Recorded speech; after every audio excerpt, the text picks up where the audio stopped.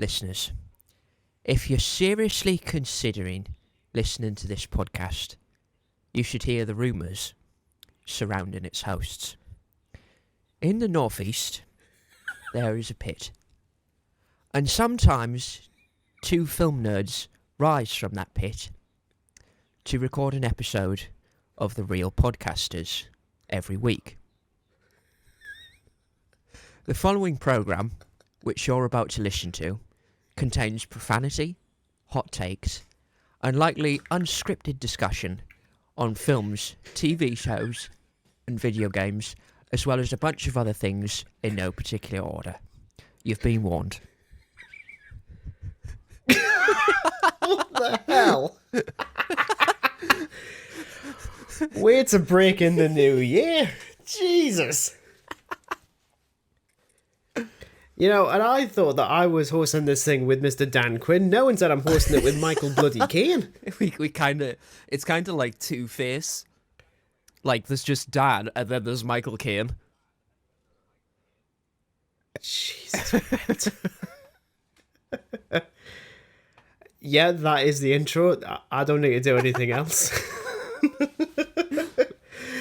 Yeah, so Happy New Year, everyone. Congratulations on making it through 2023. It was a bit of a year, to say the least. And we've come out relatively unscathed. I mean, physically, emotionally, we're damaged to hell. I mean, I'm a bit of both, in truthfulness, mate. That's weirdly dark for the start of this. Well, they've been around for like nearly 80-odd episodes. If this isn't their thing, then it ain't their thing. Well, exactly. This is episode 78, officially. It's probably like 85 or something. I've lost count. Not counting the ones that got cut. I haven't. I can't. But yeah, this is episode 78 of The Real Podcasters. So, if this is the sort of thing you enjoy, we've got a ton of other episodes like this on the podcast covering a wide variety of things. Much like this year, we have got a lot planned, to say the least. And I figured, well, it's the start of the year. We could either go straight in with the ups and downs of 2023. We're going to discuss that towards the end of this month.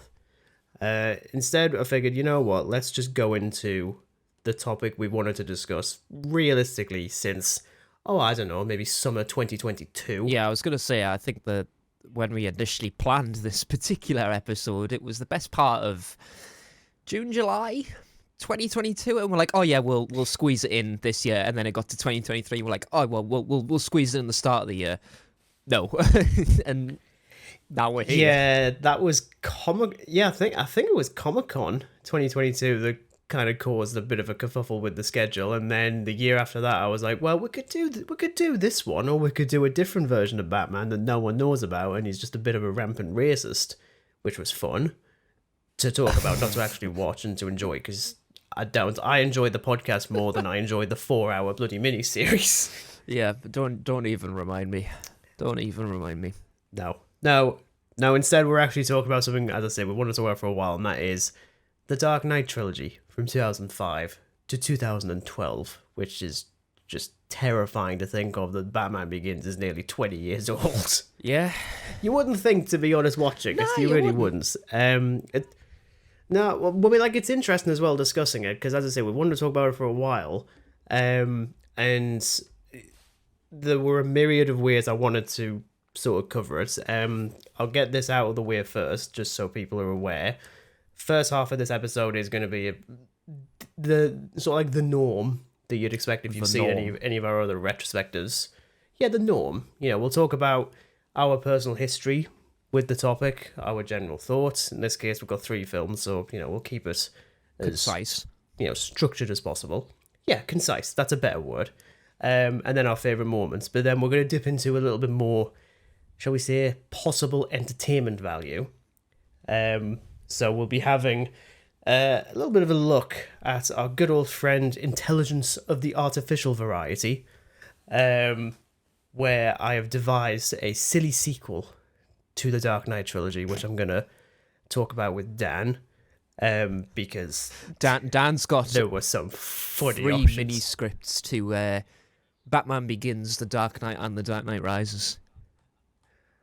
Okay, I didn't realize that you were even going for your own. Brilliant. Okay. The more the merrier. And then there's also, a segment where we will discuss what we would do if we were handed the responsibilities of certain characters in this film. Obviously, in this case, it's Batman. Essentially, what would we do if we were Batman? I've already got issues immediately. There are from a already physical conflicts. perspective. Exactly. There will be so many conflicts. But, we will get to that a little bit later on. Let's start with just the standard way of discussing movies on this podcast, which is haphazard, I think, to say the least. I mean, you said it, not me. I did say it. I said it. So as I say, we wanted to talk about it for a while, but I don't feel like even we've particularly spoken about it that much, even outside of the podcast. Nah, not really. Quite convenient. Which is really strange. Not really, to be honest. Yeah, a little bit. So, I mean, we'll delve into our personal history with these films first. In the case with me, my first exposure to this entire trilogy was with The Dark Knight, as is the case for a lot of people, I'm sure. Because my granddad had the DVD of The Dark Knight. It was like the 2-disc special edition. Wow. Back when DVDs had... back when DVDs had special features, and now we barely get DVDs anymore. Yeah. I was an idiot kid because I didn't realise this was a Batman film, because Batman isn't in the title, and I'm clearly an idiot. Did you not just look at the front cover? cover? I didn't realise that... like... Well, I did, and then eventually was like, oh yeah, it's Batman! If it wasn't the Batman, then surely the huge, bat symbol on fire might have been a clue as well. I'll go more with the fact I didn't realise the film bloody existed to begin with. But mostly because I didn't realise that The Dark Knight was a nickname for the character of Batman in the comics, because heaven forbid, I read Batman comics when I was 10. I was reading Spider-Man. I wasn't reading Batman. Wow, what a way to prioritise, man. The good stuff. Wow. Yeah. So obviously that was the first one I watched, and as is the case for a lot of people, absolutely loved it. Watched it constantly. And I always laugh at the fact that the only reason I figured out that The Dark Knight Rises was a thing was randomly searching through IMDb back in good old 2012, as in the year the film came out, as in the month before, and it's just there, and I'm like, wait, Batman's dealing with a nuclear weapon and bloody Bane and Catwoman. Like, when the hell was this going to happen? I had absolutely no idea. This is news to me. And then... Well, it was. I didn't even see Batman Begins until a couple of years after that, so I was just back to front with everything. I mean, my OCD levels must have been a nightmare back then. It's like 2, 3, 1. It's basically the same as what we did at the Tyneside with bloody Friday the 13th. It's like, right, yeah, I'll watch the first. You've watched the skip first 2, one. 3, I'll skip 4. part 2, part 3. We'll just go straight to 4. Well, we didn't really have a choice because they lined it up. Yeah, I wouldn't. I never choose to do that anymore. I really don't. Well, except for Saw 1, skip 2, 3, 4, 5, 6, 7, 8, 9. Watch 10. Yeah, I was just about to say that actually. And Nightmare on Elm Street as well. Yeah. You've not done that as badly because you've only missed out one. Yeah, which apparently is the crap Yeah. one. Wow, Yeah. I'm sure most of them are crap. But what about you though? What's your history with these movies? When did you Much first... like yourself with Dark Knight. And bloody hell, I couldn't even tell you where I watched it. Probably on DVD, when the time of DVD was just everywhere. Loved it since. Constantly watched it. I'm going to say 10, 15 times I've watched that film. Easily. Is that it? Yeah, and much like yourself You're again, not a true fan. quite sort of Oh, really? muddled up with the trilogy, because I didn't really know it was going to be a trilogy at the time. So... ended up watching Dark Knight first, and then realising there was a film before it, Batman Begins. And then when Dark Knight Rises came out, didn't know Dark Knight Rises came out, because I just... So I never ever saw any of these in cinema. Gutting. Wow. Yeah, it's, I'm going to add those to my list of films that I'm literally going to kick myself in the balls for because I didn't get to see them in cinema. That's a bit harsh to yourself. Well, because they're such good films. To be honest, Batman Begins I could make an exception for because I was quite young at the time. So I don't really think that one mattered too much. But with Rises, yeah, I probably was old enough to go see that in the cinema. I would have said so. Hell, I remember going to see it at the Gala in Durham. One of the first times I'd been to a cinema without like my family and Parent stuff. supervision. Which, there were no parent supervision in The Dark Knight Rises. They'd probably fall asleep or something. Wow.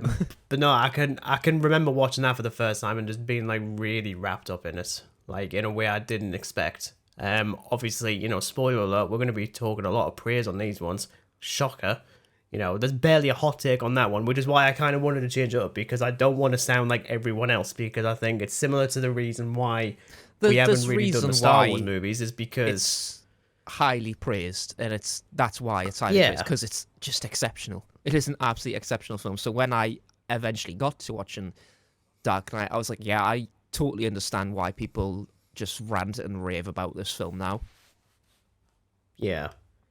And it's a fascinating trilogy in itself, because each one has the ability to be the best of all three. They all have it, which, some could say that the Batman Begins might be the weakest. I think there's a lot of people who do think the Dark Knight Rises is the weakest. For reference, Dark Knight Rises is my personal favorite. If I was forced to choose, but that's because I usually find myself attracted more to like finales than anything else. That's as opposed such to a tough one for me, because I like them all on equal level. Like it is truly impossible for me to say which one I like the best. It is utterly impossible, because as you say, each one could be better than the last one. So it is absolutely impossible to pick. But I think it's because each one just has so many good things. Like even Batman Begins as like an origin story, it works so well, especially considering that future films do very much emulate this. I actually noticed it more recently rewatching Doctor Strange. I think I rewatched that on Boxing Day, actually, just randomly, because, whatever. And the structure of that is surprisingly similar, in the sense that the lead protagonist is incredibly unlikable by design, so that by the end you can actually give a damn about them. That's very much the case with Bruce Wayne, because he's not a very nice person, to be honest. He's just a bit of a dick, even before he puts the cowl on and starts beating up people for 2 hours. Well, he is, isn't he? And then bloody Doctor Strange is just like the most arrogant person since actually, like a I cat can see or something. The resemblance, because they're both very like up their own arses, aren't they? I mean, particularly with Doctor Strange, like he's like I'm the best surgeon in the world kind of thing, and Bruce Wayne's just playboy billionaire. I can do what the hell I want. I like in like future iterations of the character, they kind of use that as like the billionaire philanthropist sort of facade is that. It's the facade. In reality, he prefers being Batman. That's something I noticed more with the Snyder version, which, is his own can of worms. Well, can of bats, actually, as opposed to worms. But this one has, like, the balance there. I think the one thing I don't like across all three, and I think that's always remained, is I'm not the biggest fan of the Bat voice. Like, it's easily mocked, and rightfully so. I think it sounds a bit silly. Like, I like the ones that are a little bit more subtle. Like, even the Michael Keaton one, where it's not quite his Bruce Wayne voice, it's just slightly off kilter, and then put the mask on, and then you would never think. And hell, I even don't mind the more robotic voice from the Snyder one. In particular, in the Snyder Cut, I think that was the best version. Well, hell, even in The Flash, which I know we never spoke about, because I saw it and you didn't. Nope. That one, he very much does a Michael Keaton. I mean, like, the robot voice is gone and that, and it's just him just doing a slightly different voice. I don't mind that. I don't need sort of like... You go for, like, the voice over everything. That's weird. Because I think it's just, like, intimidating. More or less, you've got some angry dude in a cowl. Yeah, I mean, it's screaming at you. It's just all part of an intimidation act. I think if you just had that normal voice, you got Bruce Wayne, and then you've got slightly off-key Bruce Wayne, we'll call him. I mean, when I watched The Dark Knight, I did not mind, but also because I had no point of reference beyond, like, the Arkham games and Adam West. Yeah. And no offense, the Adam West one hasn't got, like, hasn't got like a different No, voice. you don't at all. see It's Adam West just putting Adam on West. this deep gravelly voice threatening the Joker. Yeah, and even watching The Dark Knight Rises, for the most part, it still works. I think until he starts punching Bane in the mask towards the end, and he's like, "Wah! Wah!" and I'm like, you sound like you're 95.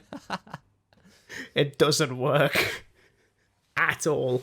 But again, it just comes down to personal preference, because for the most part, everything else in these films works incredibly well. I mean, even Christian Bale, I think for a lot of generations now, is their version of Batman in the same way that Michael Keaton was back in the 80s/90s. Yeah, definitely. I think. Well, I'm always gonna like Christian Bale's Batman.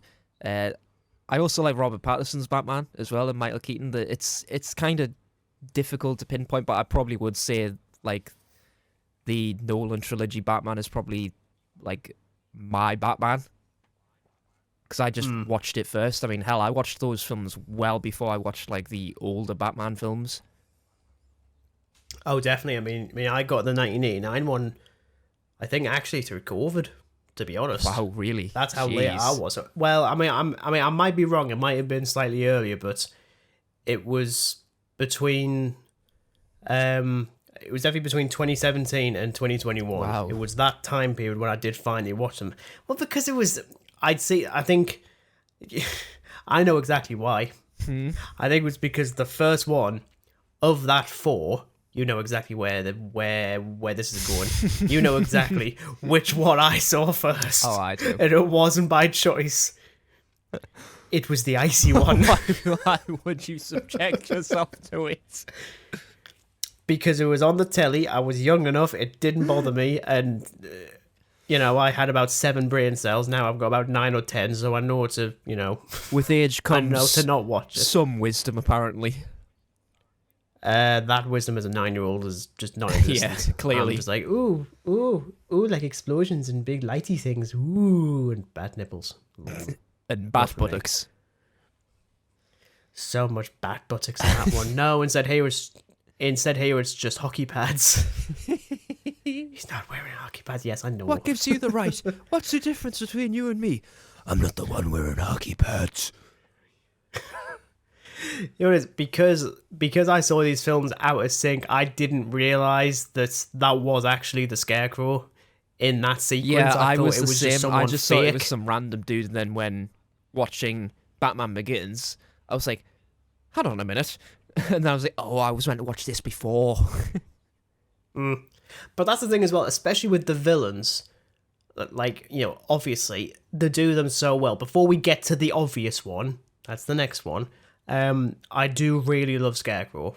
Like, there's something about Scarecrow just in concept. Not just in I love. film-wise, but just in Batman universe, Scarecrow is probably my favourite character. Yeah, Villain well, I mean, like, character. it helps that we will be covering the Arkham series later in the year, and I know you've been playing Arkham Knight for the first time, which baffles me that you'd never played it. So I'm looking. I mean, we'll not discuss it later, but I'm looking forward to hearing you talking about the person that you're currently dressed as, which we can't see. The hood and I everything. wasn't really going for Scarecrow. I was going for the hooded co-host.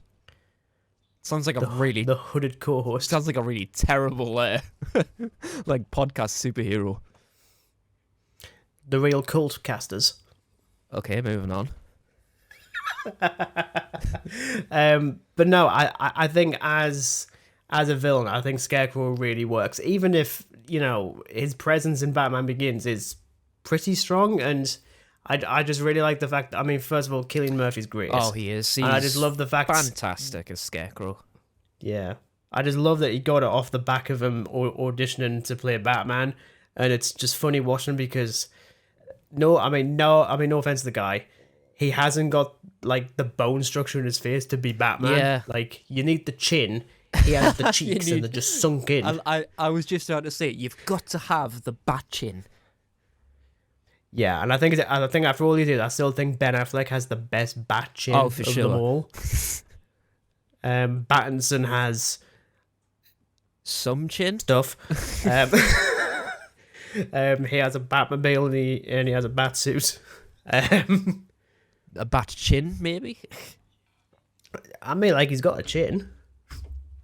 But no, I love how simple this version of the Scarecrow is. Even just, it's literally just a sack and nothing more. Oh Like, yeah, he's still got like he's just, like, a literally regular just suit. wearing his regular suit, and then he's just got a spooky ass sack over his head. That's it. Well, yeah, because I mean, it doesn't need to be overly designed because all the fear and all the visuals come from the fear toxin. So I like that he doesn't have to go overboard. Yeah, he doesn't have to put with effort the whole into an thing. intimidating outfit because he's designed a weapon that does that for him anyway. Yeah, exactly. Even same with Ra's al Ghul. Like, he's just dressed like a businessman, which is terrifying. But because it's Terrifying Liam businessman. Neeson giving threats, it's just But because automatically it's terrifying. Liam Neeson. Which, that only works in retrospect because he did this before Taken. So it was only after Taken that it became like a proper threat, even though he's the good guy in that. And then, like, the whole twist of him being Ra's al Ghul means absolutely nothing to me because, again, I saw these out of sync. So I find out he's Ra's al Ghul in Dark Knight Rises. And I'm like, oh, right, okay, Liam Neeson's in these. When the hell was he in these? I don't remember this. Like, oh, yeah, because I watched them wrong. I mean, obviously, you know, the Joker. There's absolutely nothing I can say that hasn't been said before. It's a bit of impossible. a difficult one because it's... is it absolutely groundbreaking? Of course it is. Is it just one of the finest performances, not just in superhero films, but just films in general? Yes. Yes, absolutely. Is it accurate to the source material? No. Hot take. Well, it's not really a hot take. It's just this version is just a modern day terrorist with like clown face on. That's it, really. But it works as like a modern reinvention of that character that just preys on chaos and, well, chaos, obviously. Yeah, I mean, well, the much missed Heath Ledger, just one of the best performances that's in absolutely film, mental. full stop. It is just absolutely incredible. Like, the lines he has and the passion that's put into the role, I mean, Christ, the guy drove himself insane to play the role. It's the kind of thing that's made it really difficult, I think, as well, because then there's this like mandate where if you're going to play someone as mental as the Joker, you need to go overboard. That's kind of what Jared Leto Yeah. did, and it didn't work. When in reality, all you need to do is just take it bloody seriously. That's it. Why so serious? Really. Exactly. And there's just like the little things, like his interaction with Rachel in the penthouse. That's mostly ad-libbed from Heath Ledger, and there's Maggie Gyllenhaal just like, I don't know what to do. I'm just a little. Oh, bit you can freaked out. absolutely tell because she's just like, "Are we gonna cut? Oh, we're just rolling. Okay." Mhm. But he's just wonderful. Like, he's an absolutely wonderful performer and very much missed. Yeah, definitely. And then even Two-Face as well, I think has done really well. Oh, terrific! I think. Yeah. I mean, granted, there's not much competition. You know what, I and the always only other laugh. version is Tommy Lee Jones, and I'm like, which one's better? I think we know. I always have a bit of a chuckle at that scene in the hospital where, like, obviously the Joker is dressed up as a nurse, and Harvey's just like sort of on the bed, really out of it. But as soon as Joker pulls down the mask, he just like goes absolutely rageful. I'm like, how do you not know it's the because Joker? of course he would. He's literally a nurse in a wearing clown face. I mean, I suppose half his face is burned off. You know, you can forgive him a little bit. Yeah. Only a little bit, though. Yeah, but only by half, yeah. Yeah. That being said, you know, as much as I love the Joker, and trust me, I do, I've got more of an affinity for Bane, if I'm completely honest. But I think it's because, I mean, it's weird because, you know, I kind of mocked the Bat voice for a while. And it's quite easy to mock Bane's voice. But it's interesting. There was an interview with Tom Hardy and Andy Serkis. I think it was one of those Wired autocomplete interview things that they did it when they were doing press for the second Venom film. He talked about how he did the voice. And he was talking to Christopher Nolan. I was like, okay, we can either do like a standard sort of like Darth Vader robotic kind of thing, or we can do this one that I'd seen, which was he'd been listening to clips of a Romani gypsy. Mm-hmm. He was like a bare knuckle fighter, and his voice is incredibly similar. It's got like a bit of like a twinge to it, where it sounds like he's having just a little bit of fun. It's a little bit unsettling. Yeah. And I really like that with Bane because just as a character, I do find him really fascinating. I do actually love the design of the mask being the exact opposite of Batman, where Batman's is mostly covered except for his mouth, and with Bane, everything else is covered. Yeah. So all you see is his eyes. You never actually see him talking. I mean, granted, that's because a lot of it was ADR'd over in post. Because I think there was the sequence on the plane, which is such a good scene. I absolutely love it. Yes.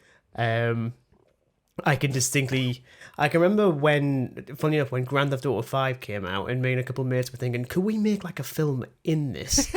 And I distinctly remembered trying to see if we could emulate that scene. Los Santos with, Rises. Oh, bloody hell. I mean, it's entirely possible. It's not possible. It's really, really difficult, funnily enough. But they had to dub over his lines again in post because in that version you could barely understand what he was actually saying. Mm-hmm. Which is, I mean, to be honest, I wouldn't have minded because at least I'm paying attention and I'm absolutely trying to figure out what he's saying. But then if I can't quite figure out what he's actually on about, that makes it just a little bit more unsettling for me. That being said, it still works. Like, I still love Tom Hardy in the role, even if he goes out like an absolute chump. Like, it's crap. It's the worst thing in that film is that he's just, right, I'm going to shoot at you with a shotgun. Like, what? Like, first of all, why is that the way you're going to get Batman? It's like, after everything, it's like punching, kicking, exile, shotgun. Yeah, no, I know. You are absolutely doomed. It's like an absolute Joker things. move. It's just like, yeah, you know what it is. Screw this BS right here, right now. After everything he goes through, he just whips out a little shotgun. I'm like, wow, you ass. Yeah, You've got you the are muscles. not surviving Why don't this. you just go break him again? You're capable of doing it. Yeah, and instead he gets blown up by the Batpod, of all things. Which, I love the Batpod, don't get me wrong, it's a really cool thing.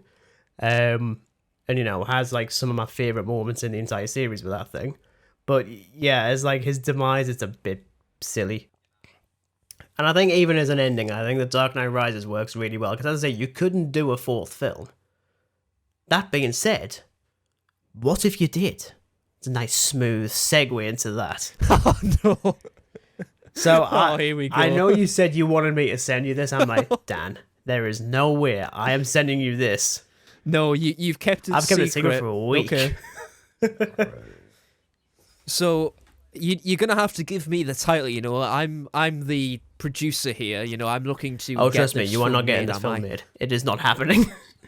It's probably a good idea. Okay, so you have a script one. I just have the story breakdown. It's only a couple of paragraphs. It's little, but I basically told it, write me a silly sequel to The Dark Knight Rises because I don't want like a normal sequel. I don't want it to be taken seriously. Like fuck that. No. Instead, I want to take the mick. I'm like, can we do another Batman and Robin? Yeah, we can. So obviously we had Batman Begins. We had The Dark Knight. We had The Dark Knight Rises. If there was a fourth film, it would obviously be called The Dark Knight Snoozes. Oh dear, oh dear. There's Dan's face in his hands once again. Just like, oh dear. So, Okay. in a surprising turn of events, Batman decides he needs to take a break from crime fighting and retires to pursue his true passion, competitive napping. Gotham City's criminals, baffled by his sudden absence, resort to petty crimes like stealing cupcakes and organising villainous game nights, which is just what I do, to be honest. So,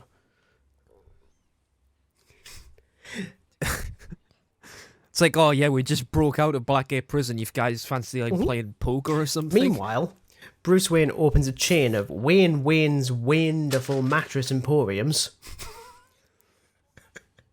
What? Specialising in the comfiest beds ever. There's too many W's in that. There's too many Alfred W's. becomes the store's top salesman, convincing customers that the key to a good night's sleep is having a butler-like snore machine in the background. No. So you're telling me that Michael Caine is now a assistant salesman at fucking Mattress Wayne. Well, he's already the assistant in his house. He might as well be the assistant in the shop as well. It just makes sense, frankly. Hasn't got anything else in his life to Now- aspire to. If you're looking for the best kind of sleep, I highly recommend the Snooze Master 3000. I've currently got this set up in the master bedroom, and I tell you, it is fantastic for getting a great night's sleep. And bargain price at only £2,999.99 plus VAT. That's basically what it is. So he's gone from butler to sales assistant. Perfect. Wonderful. Just when Gotham thinks it's safe to yawn again. A new villain named Pillow Penguin emerges, Pillow Penguin. armed with a battalion of fluffy henchmen. His evil plan, because of course he has an evil plan, Right. to smother the city with excessive comfort. So then, Batman, now in his pajamas, is reluctantly pulled out of retirement, again, to face this oddly well-rested threat. With the fate of Gotham's sleep cycle hanging in the balance, Batman must confront Pillow Penguin in an epic pillow fight showdown. Will Batman's bedtime prowess save the city, or will Gotham be forever trapped in the snooze-inducing clutches of comfort Batman's crime? bedtime prowess. Comfort crime. Finn! Comfort crime? What the hell is I don't know what it is. I probably should have asked the computer, like, what do you mean by comfort crime? Like, I don't know. Nice crimes. freaking hell? Oh, my life. So you're saying that you have a script? I have 3 Pick mini one. scripts. Just one. One for each. You know, this is in a universe where, you know, things happened. I think I'm going to have to go with Yeah. Dark Knight Rises, because I think this one Kinda is has just to. so funny. And for the sake of time. Yes, for the sake of time. This is in a universe where the Dark Knight isn't actually called the Dark Knight. Oh dear. It's Night of Gotham's cynical something. Have you Title just to be gone with me confirmed. as the villain again? Well, instead of Bane, it's going to have to be you. Oh, Christ. Here we go. So, this is script format, okay, but I'll try to concise it down. So, Batman reviews data on the mysterious film critic Reagan, who's causing havoc in Gotham's film industry.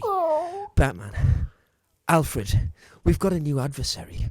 A film critic named Reagan is targeting the heart of Gotham's cinematic world. Alfred, Master Wayne, this sounds like a challenge beyond the ordinary. Reagan and his gang of cynical miscreants have disrupted a film premiere, spreading chaos throughout Gotham. Reagan, laughing, Gotham's film industry needs a dose of chaos. Reviews will crumble and the industry will follow. Jumps to Catwoman's lair now. Catwoman lunges at Batman as Batman enters. Catwoman smirking. Looks like you need a partner in this twisted film noir. We're not exactly allies, but Gotham's at stake. Batman and Catwoman infiltrate Reagan's hideout, facing off against a cynical miscreant. To Catwoman, we need to save Alfred and stop Reagan before his chaos engulfs Gotham. Batwoman and Catwoman confront Reagan, who holds Alfred captive. Haha, your cinematic empire will crumble, Batman. They engage in fierce battle, with Catwoman using her acrobatics to outwit the miscreants. Batman and Catwoman emerge victorious, saving Alfred and restoring order to the Gotham film industry. Batman, we make an efficient team when necessary. Don't get used to it, Dark Knight. Fade out. What the hell? Oh my god.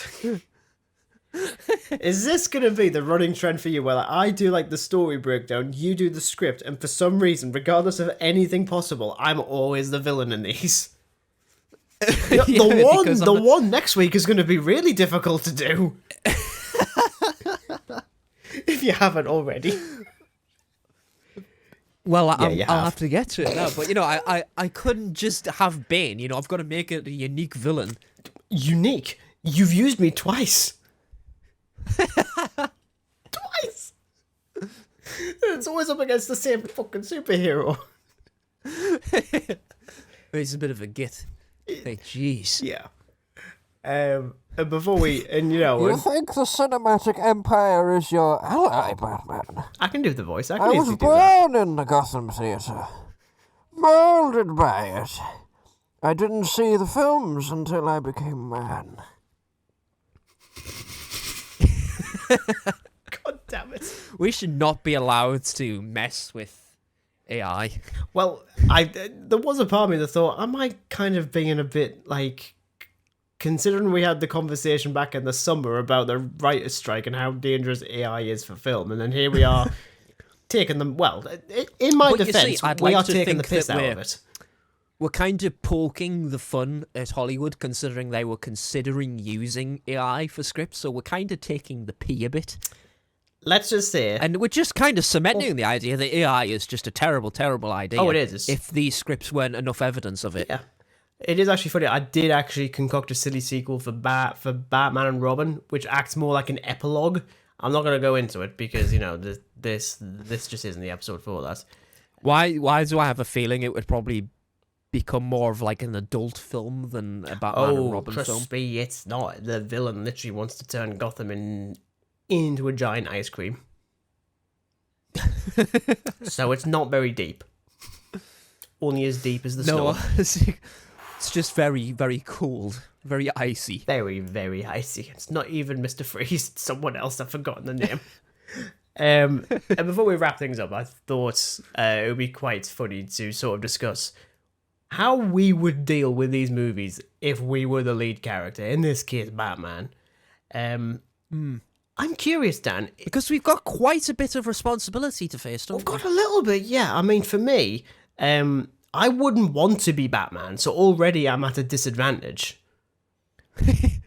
I don't want to be Batman, Alfred. Just I don't want to be Batman. Well, you have to, Master Wayne. The script says so. And also your father says so. No, I think... We would be buggered. Being Batman would be... Oh, would be buggered. Yeah, would be absolutely buggered. I think we would trip over our cape constantly. The Dark Knight trips. Yeah, like with all the fancy gadgets and stuff, and that scene in The Dark Knight where he basically just drops out of a plane and smashes into a skyblock tower window. Skyblock tower window. Skyblock tower window. Where the hell have I got that from? Have you just learned English as a second language in the last week or so? Skyblock tower window. I was meant to say skyscraper. I don't know why the hell I don't even know how. Much like the ferry boat, but we're not going to go there. No, not like the ferry boat. I mean, there are a couple of ferry boats in The Dark Knight. There is. No, but I think if I was charged being Batman and having to do that, you need to go apprehend some Chinese fraudster, but you're gonna have to dive out of a plane and smash your window at the precise time. I'm gonna miss and I'm gonna fall at my death. There's no doubt about it. A grappling hook isn't gonna save me. I feel like what I would do as Batman, because I'm a bit lazy, is I would become Batman. I'd get the suit and everything, and then I'd create an organization where I was the manager and just hire a load of staff and just be like, right, I've got this villain to defeat this week. You go and do it. Just use whatever you want. Just be back by 4:30, and I'll pay. Sort of like the underworld meeting of all the crime bosses, and it's just you sat around a table. It's okay, Jerry, I've got the Riddler at 4. Mark, you take the Joker. I'm thinking more bloody Deadpool, with just like the list of like things you need to do. Just like, right, I'm gonna have this one. I'm gonna have this one. Did everybody get the memo about the Joker? Because then as well, there's no accountability if someone is actually brutally murdered because it wasn't me. So I'm fine. My hands are clean in this, figuratively, but my hands are clean, so it's fine. That is how I would have done it. That being said, I think in all seriousness, though, you've got an awfully big challenge, particularly in Dark Knight, because you can either go save Harvey or Rachel. Harvey. So it's like, who do I actually care Harvey. about the most at this point? Harvey, because I hate do Rachel. I care about Rachel? She's just the worst. I'm like, especially when I see people having the debate, like, who's better, the Katie Holmes version or the Maggie Gyllenhaal version? I'm like, they're both rubbish. Like, it doesn't matter. Like, they're both boring as hell. Like, it suddenly makes Pepper Potts in Iron Man look tolerable. And trust me, she's not. She's not.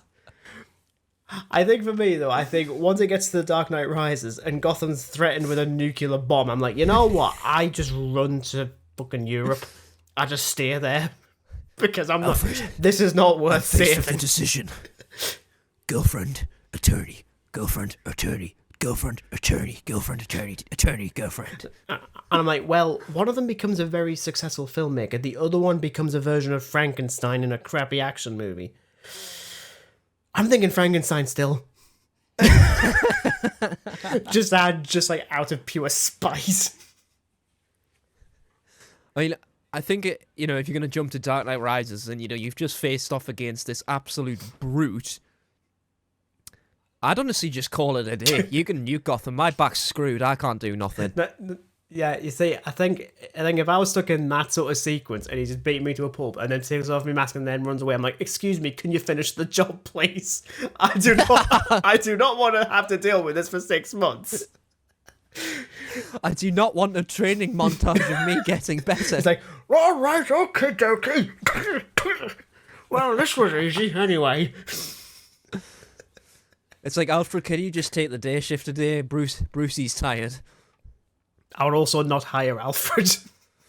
Because he's such a bad influence. He's like, no, you need to be the Batman. 2 films later. No, Master Wayne, you don't need to be the Batman. I'm like, well, make up your mind.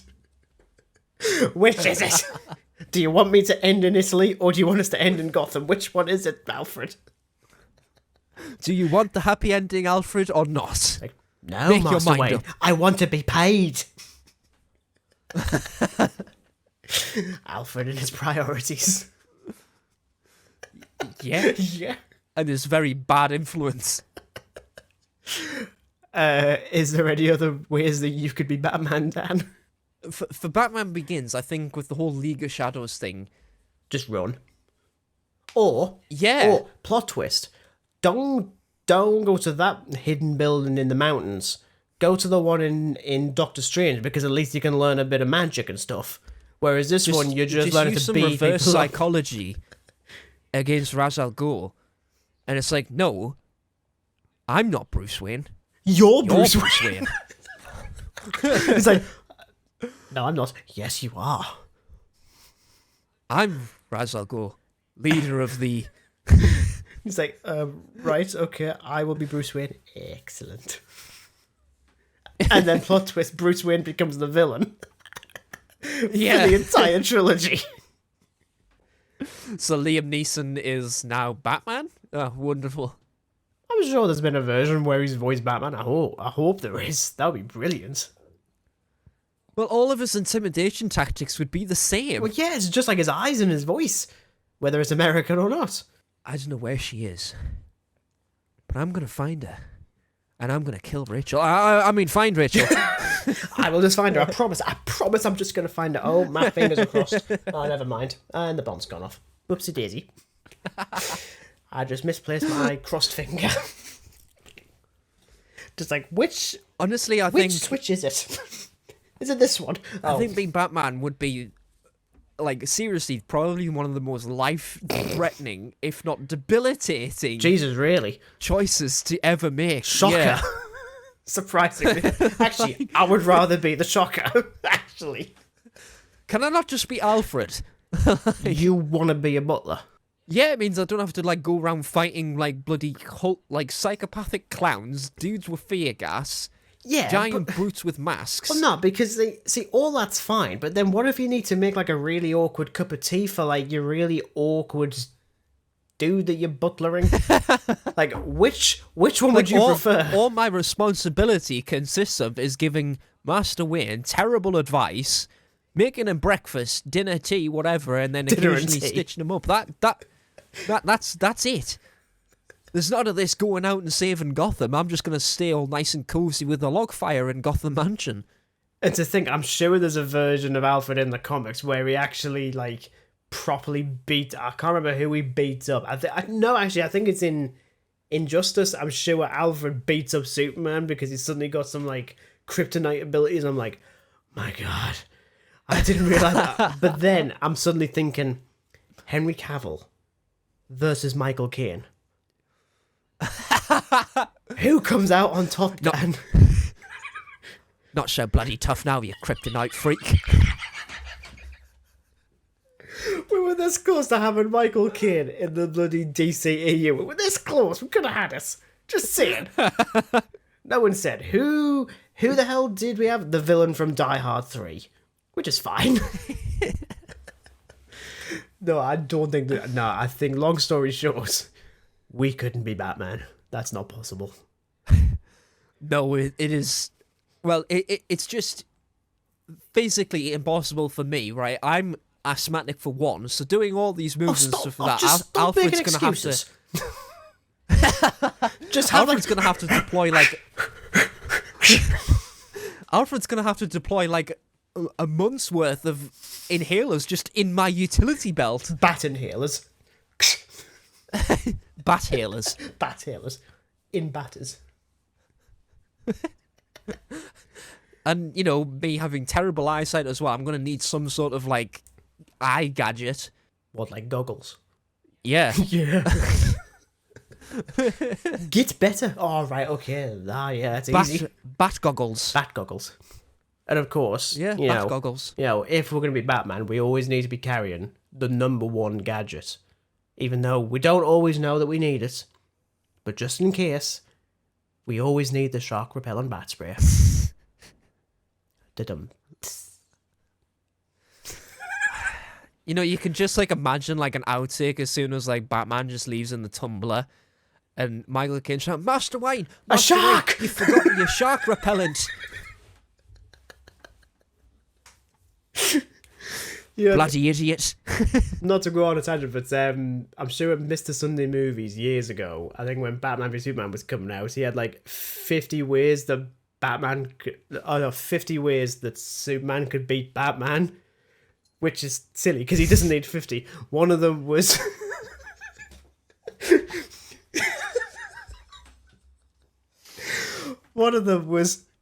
putting a bear in every single room in Wayne Manor.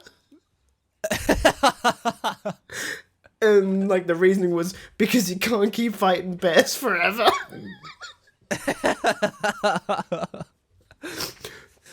Or just put a shark in every single Or a room he's shark down to run instead, out of yeah. repellent one of the other days, you know? Oh yeah, he just sort of walks into like the master bedroom and is just sat there on the floor just like a shark! Like a great white shark just chilling. It's like, oh no, I ran out of shark repellent bat spray. Alfred! I'm not getting involved, Master Wayne. I'm not getting involved with the sharks again. Don't get me started on I failed you, Jaws Master 4. Wayne. I failed you. You trusted me to get the bloody shark.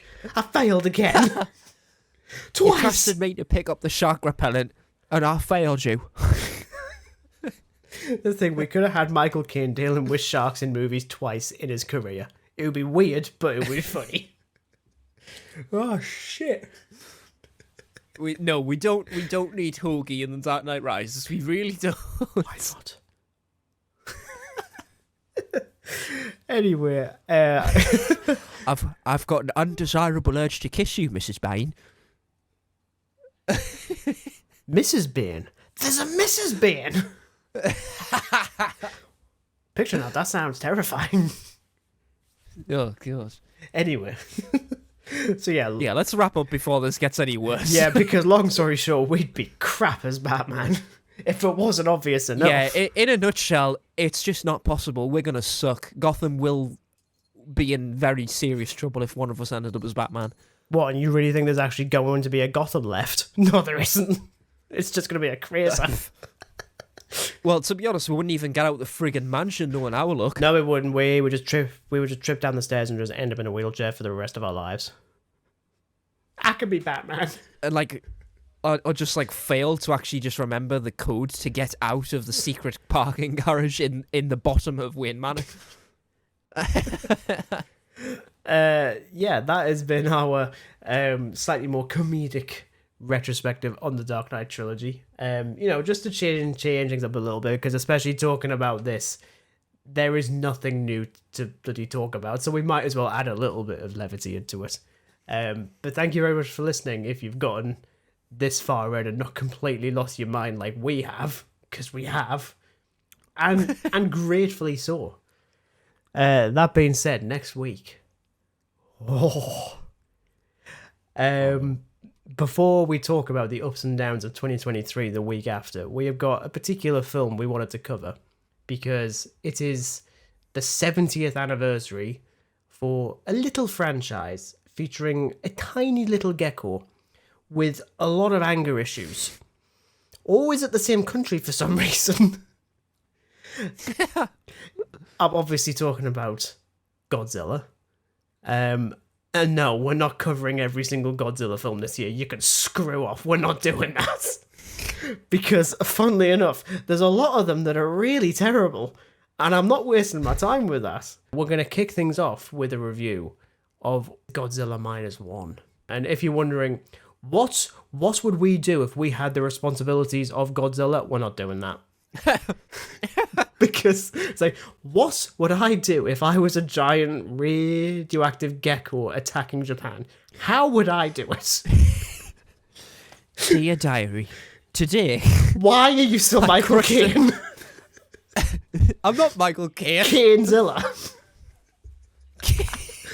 Master Way. Dear diary, today I crushed the small town of Tokyo. The small town of Tokyo. Well, it's small for him.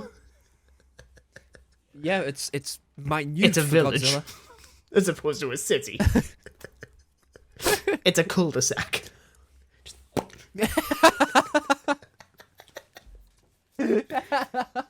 God damn it. But yeah, we will be discussing Godzilla -1, both like seriously and also not seriously.